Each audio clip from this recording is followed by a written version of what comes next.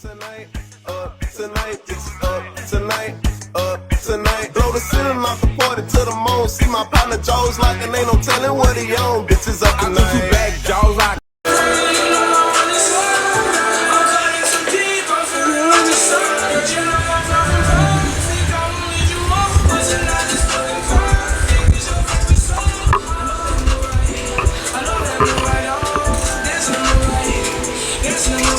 I had to fix the camera, and my face is black as shit. I had to fix the camera because I done added something into my room, and it's taking up a little bit of space. So that's why I've got to move my camera around again. So today we watched a Devontae. Let's be honest. The one video, and he had this video of KORRA said she belongs to the microcosmos. And since I'm watching the video because of the recent Avatar leak, y'all don't know what's going on. They were supposed to have an Avatar movie that was supposed to come out in October, but somebody leaked it.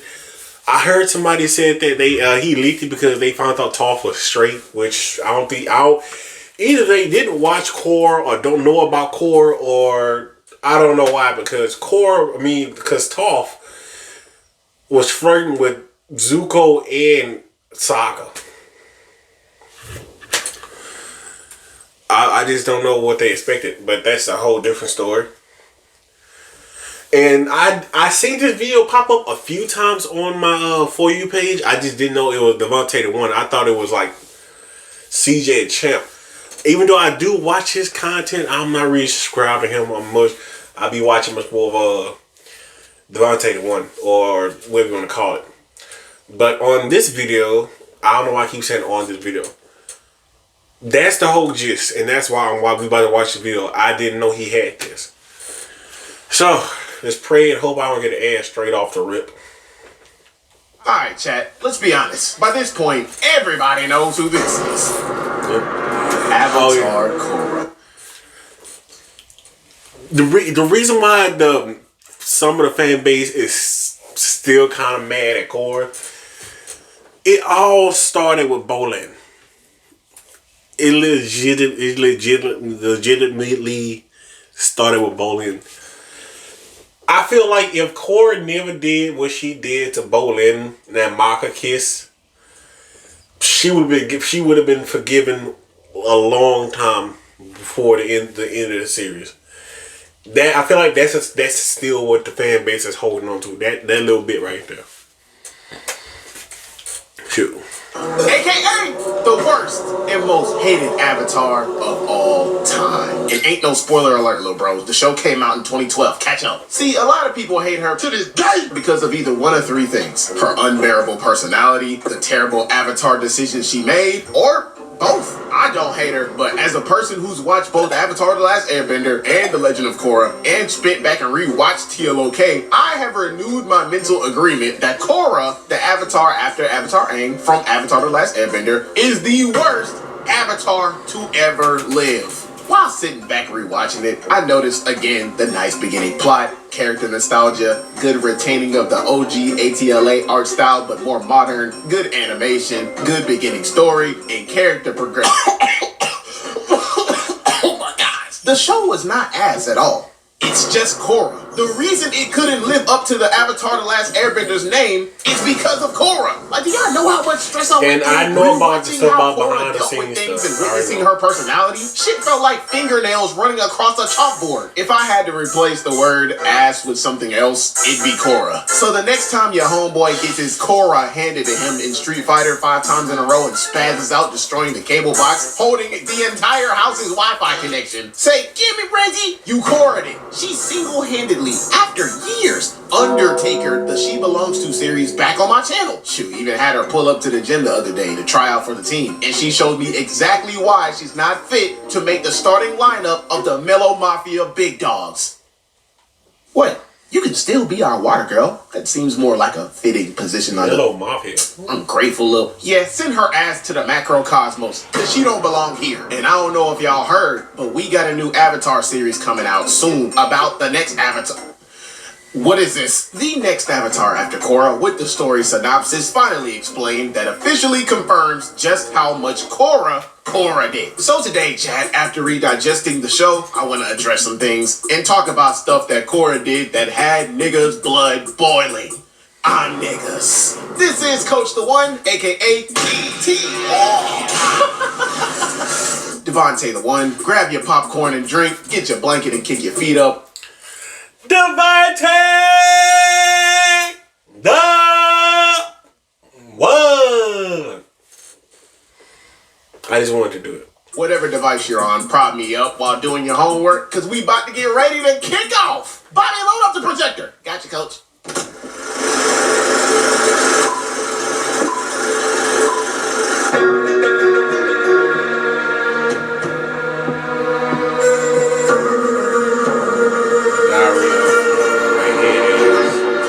Throughout the series, I'm surprised the airport didn't find her because Korra had a lot of baggage that impacted the literal world and got her ass packed up like a Newport. Which is fine, because that's the beauty of character development. I mean, it's not like she didn't have it at all. She actually did grow a little bit, but it wasn't her strong suit until like the end. That's why, off the dribble, I believe some parts of her character tie in. You know what?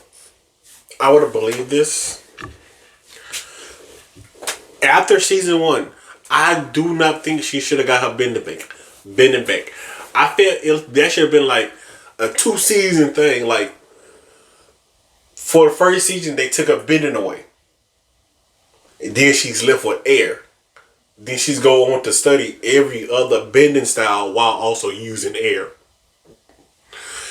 To which then she defeats, where she gets her second opponent, where the Avatar state gets attacked. Like, the Avatar state in the human world gets attacked to the point where Rava comes out, or Rava comes back in and say, I am Rava. We get the whole story, especially about Rava in the first Avatar. Then that's when she gets it back. Then after that, that's when she loses the Avatar state. I think that's how they went, or they tried to go with it. I just feel like it's mishmashed. I'm not ready to rewatch it yet because I rewatched Avatar Korra. I watch when people react to it. To why she made so many terrible decisions in the first place. She was arrogant, proud, impulsive, hot-headed, irresponsible, socially unaware, emotionally erratic, reckless, hard-headed, had an emotional range. And you know what? The only thing I'm giving Korra doubt is especially because of what the people, the red lotus, there was a red or the white lotus. The lotus, because of what they did, they messed up everything. And some people don't know what I'm talking about. When it first came out, it was known in the books and known to every avatar that the avatar has to go out on their own and go around the world or go around the 5 nations and learn the bendings from every 5 nations. What the dumbass White Lotus did was get Korra, take her in, and train her in one place. When it stated in the books that the Avatar, has to travel. I feel like since they did that, they disrespected every Avatar by taking Korra and training her in one place. I don't think they realized it.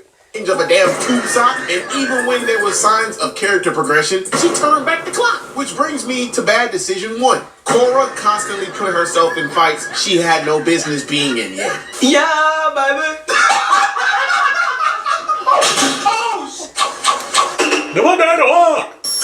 Although an impressive fighter with mad potential, she constantly got the Sonic rings beat out of her, even in the Avatar state, the entire series. Why? Because her main problem when it came to fighting was that the type of nigga stand on getting nigga, one man arm and get 50 nigga. I stand on me, nigga. She would prematurely go into battles without proper preparation and counseling, get her teeth kicked in, and instead of getting mad at herself, she got mad at the world. She didn't want to listen to nobody. Like, I don't even remember a fight she won. And a very small population of people try to defend her by giving her the benefit of the doubt, saying statements like, bro, she got her ass beat a lot because Korra faced harder villains than Aang. Harder villains than Aang? Bro, this the same girl that was a prodigy by the age of 4 being able to bend 3 elements with ease. She came out the womb a threat. On top of that, she was trained by the White Lotus and Aang's son without having to find her teachers from scratch. Basically handed to her. On top of that, having access to teachers with different abilities like metal bending, lava bending, sand bending, blood bending, spirit bending. On top of that, having multiple of the best guidance in the world that was happy to help her emotionally, spiritually, physically, and psychologically. Yet, she still got that ass blocked off the glass by Zahir, ankles took, straight bedazzled by Kuvira, in front of her whole army, 360 windmill dunk. You know what, Zahir? I feel like me, Zahir gave KORRA her toughest battle. He legit did. Cause he kidnapped the Avatar, poisoned her. And before KORRA faced Kuvira and lost, then if I'm right, she went to Zahir. And my favorite scene or favorite part of that season with Zahir, out of all of them, is when KORRA, and this is what I liked about KORRA, what KORRA did. She went to Zahir. And Zahir gave that whole speech about how he's free to fly, but he's chained. And KORRA, she can't fly, but she's that whole thing when he said he's chained, he can now fly, but now he's chained to the ground. But KORRA can fly, but she doesn't want to, or she can't. Or she don't want to, basically say. That whole, I may be saying it wrong, but that whole thing. That's why I like Zahir the most. It goes Zahir, Amon, I guess Zahir, Zahan. You know her. You know what I was talking about. Then Kuvira, then her uncle. That's my list of villains for KORRA. And Zahir felt like an actual Avatar threat. Out of all KORRA's villains, that's the Avatar. That's the actual Avatar threat. And it's crazy because that Avatar threat was an airbender. Nuts on head by Amon. Ejected out the game by Unalak. Not gonna lie, she beat the brakes off of Tarlok though. Took that man's ankles and made him piss his pants so expeditiously he had to run to his last resort to win his fade with her. Golly, I'll give her that. And I don't want to hear nothing about, oh, bloodbenders are OP. She couldn't fight somebody that's making the water in her body twerk. Man, piss posh. Y'all must have forgot what Avatar Aang had to say about that when he had the same thing happen to him. Do you know how strong your Avatar state has to be to overpower a bloodbender? Good googly moogly. Freak out of here with that bullcrap. Every Avatar has their own versions of hard villains which they have to adapt to. It's no excuse. KORRA got her rocked throughout the entire series like a newborn baby an ungodly amount of times, and it was pissing me off. Not because she was losing.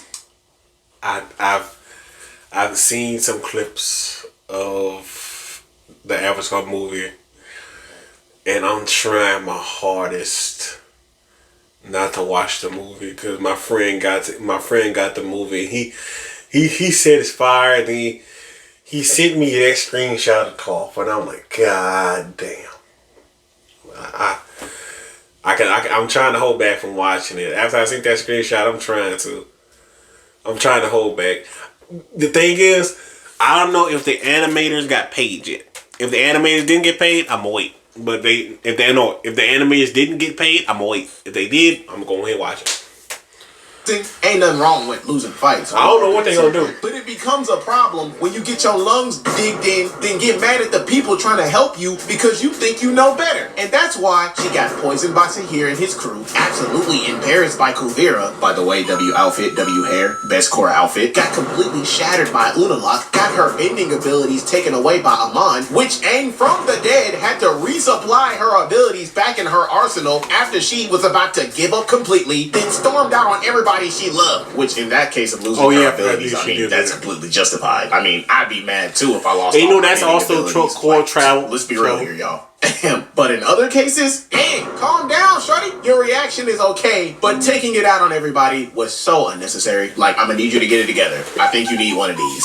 Chat, imagine how vicious KORRA's hands would have been had she listened to her guidance, humbled herself, and learned how to take accountability and utilize every single thing handed to her on the silver platter. Oh my.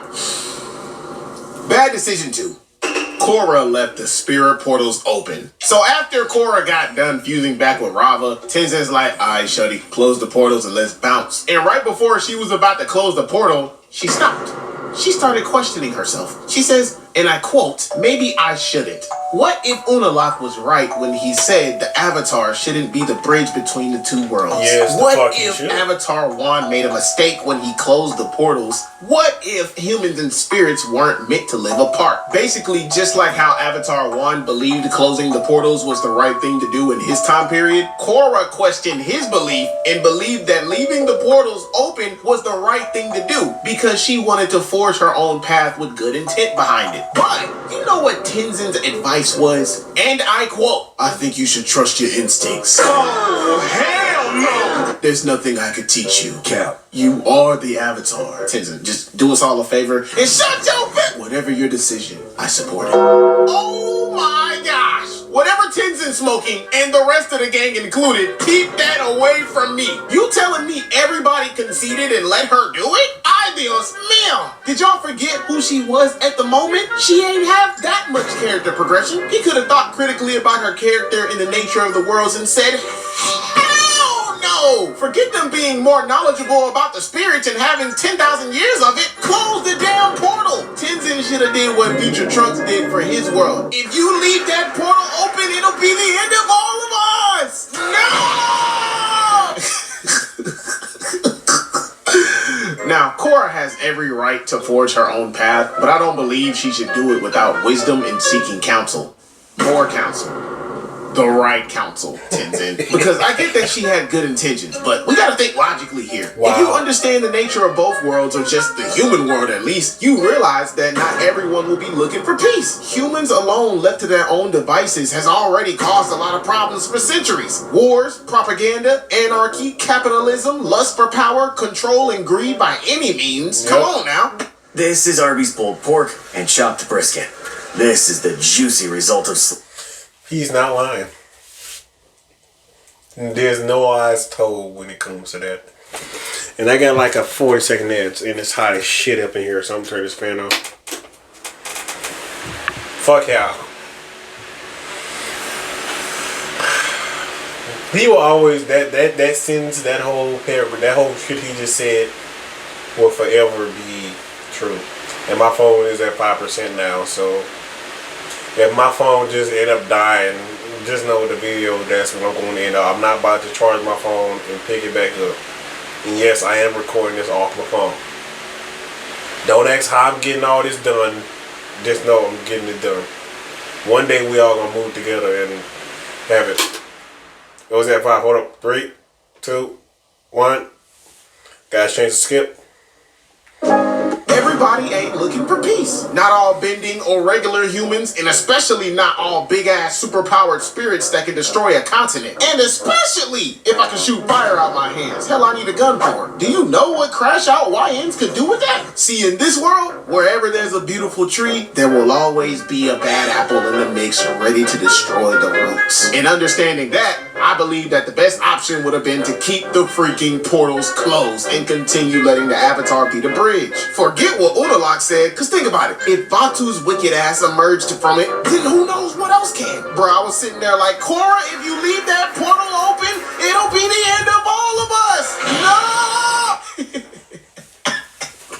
You fucking love and you know what, chat? For years, I wondered what the Avatar world amounted to after the second series ended. My ass cheeks stayed clenched up until I got the recent news, because I believed leaving the portals open would most likely cause problems between the human world and the spirit world. Lo and behold, the new Avatar series coming out soon confirms my initial theory and puts me at ease to unclench these cheeks. Bobby Synopsis! Gotcha, boss. The new series coming out will be called Avatar 7 Havens. Avatar 7 Havens is set in a world shattered by a devastating cataclysm. A young earthbender discovers she's the new Avatar after KORRA, but in this dangerous era, that title marks her as humanity's it's already a 10 out of 10 video. Savior. Hunted by both human and spirit enemies, she and her long-lost twin must and just in case.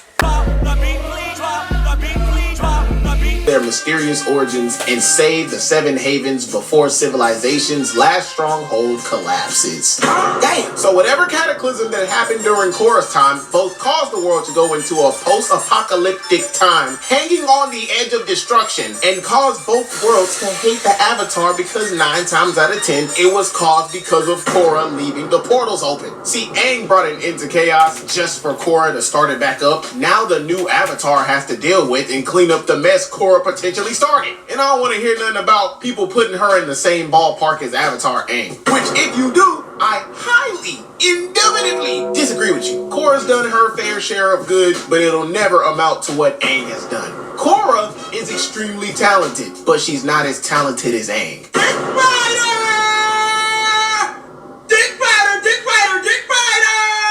We talking about Twinkle Toes, the first Avatar to spirit bend, redirect lightning, have Toph's seismic sense, mastered air at the age of freaking 12, technically 112, invented the air scooter, mastered all 4 elements in 1 year, kept the airbenders from going extinct, defeated one of the most strongest firebenders ever while he was at his most dangerous, was the youngest to master the Avatar state, ended a war that lasted 100 years, brought along a period of peace which he mediated and kept under control, was more in tune with his spirit side, had better character development. I think that has to deal with Aang being a monk. Which, keep in mind, he was a pacifist. But just because he was a pacifist doesn't mean he wasn't ready to pacifist. You dig what I'm saying? And he did it all when he was 12. A literal kid. Bruh, he was the one who gave KORRA her bending back when Amon took him. So let's not put her in the same sentence as Aang Shiesty. And no, she ain't beating Aang in a fight, lil' bro. She got folded by lil' bitties of here. Aang 1v1 is putting her in a Ziploc bag and floating her down the river. And don't even get me started about what Yang Chen or Kyoshi would have did. Bad decision 3. KORRA got the connection to her past lives severed completely. Oh my gosh. This one, I know for a fact everybody was pissed about. Out of all her fights, fighting Dark Avatar Batu Unalaq was the most important because it came with extremely dire consequences. Which for this one, she really didn't consciously put herself in this fight. She just fell into Unalaq's trap in the end because she wasn't the sharpest tool in the cabinet. Damn! For the entire season 2, the writers made it very obvious to the audience that Unalaq was a bad guy and had ulterior motives completely hidden from KORRA. Which in KORRA's eyes, he could do no wrong because of obvious reasons. With this being hidden, KORRA wanted to go with Unalaq instead of Tenzin and her father because he could teach her something that both of them could not. Spirit bending. Plus, she already had conflict with Tenzin and her pops, which honestly, after witnessing the whole debacle through the lens of KORRA, her reaction seemed pretty accurate because she literally saw her uncle handle a corrupted spirit, which in hindsight, a power like that would be very useful because of her job. And he gassed her up, so going to her uncle was a predictable move. The issue was that KORRA was gullible, hard-headed, and socially unaware, so it led to her downfall in the end.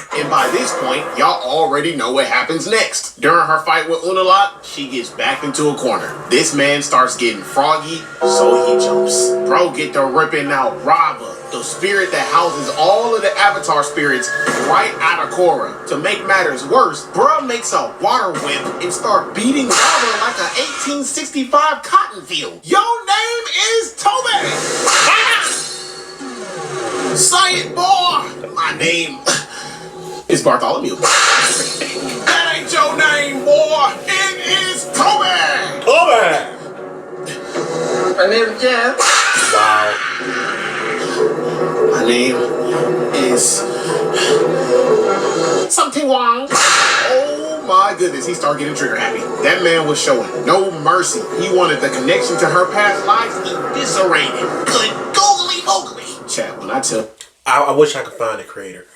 And if I can, I'll put him up. But the creator said, well, I've been hearing about the Avatar series. The next Avatar series they should do is about the past Avatars that we don't know about. But y'all, this moment for everybody felt so dark and sad. It was literally the saddest moment in the entire series for everyone. Because with every lash, Aang and the rest of the avatars before him get Hakkai'd in the blink of an eye. It was like losing family, bro. And watching it again was so tough. My blood didn't even boil, bro. My heart just felt empty. The first time I seen this when it came out, it honestly made me want to just take an Avatar hiatus, cause I just couldn't take all the "Your name is Kobe." I just want to let it be known that this series has a lot of topics, including the ones I brought out today, that if you analyze, you could really write a book out of each and every single one of them. But if I did that, this video would be like 50 hours. And last time I checked, I ain't no damn detective. So I kept my yapping to a minimum. Yeah, y'all can go watch some other YouTuber break down each and every crevice of Avatar issues with the I already had somebody do that. Alright, I'm finna go make me a sandwich and watch Reincarnated as a Slime. Bobby! Already on the boss. Outro on the way. Such a good slate. I mean, servant.